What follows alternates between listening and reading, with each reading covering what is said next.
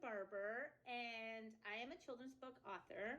But today I want to pitch to you the story of Emotionally Broken. It's my novel that I published, and it is a love story gone wrong with a psychological twist to it. It focuses on narcissistic behavior.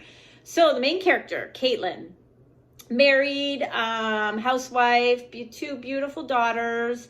Everything's going well. And her husband wakes up one morning and wants a divorce. He wants to focus on his career and leaves her no money, no education, and two daughters to raise by herself. So Caitlin is forced to move in with her mom, who is very controlling. Her mom's wants to know how she's raising her kids. She wants to know where she's going, when she's coming back. She's very controlling, and Caitlin finally decides to find a job, and she ends up working at a steel mill, blue collar worker at a steel mill.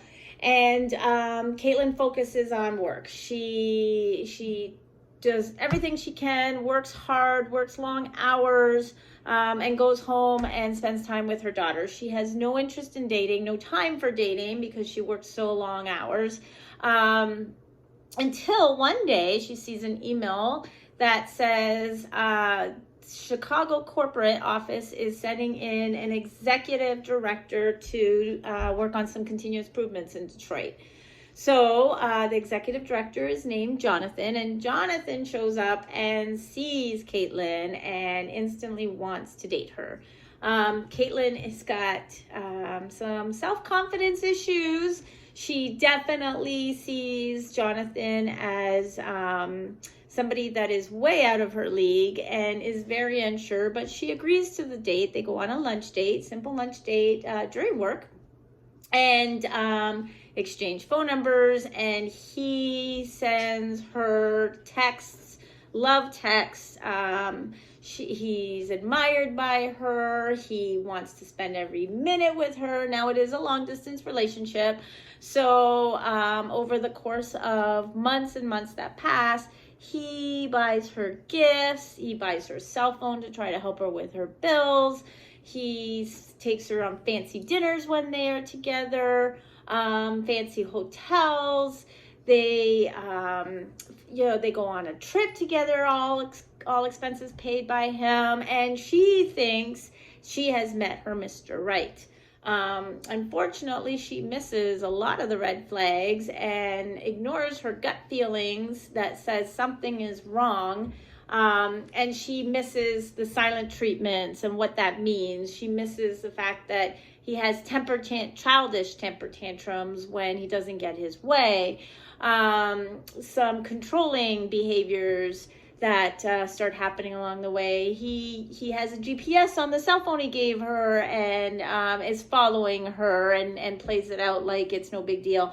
So all of those characteristics of a narcissist, she misses. I mean, her first and only person that she was ever with was her husband right out of high school. So this is the second man she's ever with, and she doesn't know about narcissism and all the dating red flags.